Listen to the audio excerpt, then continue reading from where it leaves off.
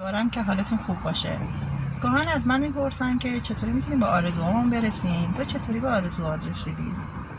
من به این فکر میکنم که هر آرزو مثل یک هدف بزرگ میمونه برای من که من اون آرزو رو با اون هدف بزرگ یکی دونستم. بعد میام اونو اهداف کوچیکش میکنم، آرزوامو کمترش میکنم، پله پلهش میکنم و میگم برای رسیدن به اون هدف یا آرزوی بزرگم نیازمنده که این کوچولوها رو حتما طی کنم، این گام‌ها رو حرکت کنم تا بتونم به اون آرزوم برسم.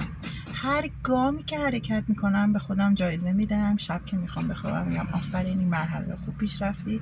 اگه خوب پیش نرم دنبال راه حلم که ببینم چه کار کنم که بتونم این بخشم خوب حرکت کنم. بعد دوباره حرکت میکنم و این حرکت منو به اون آرزوی بزرگم میرسونه.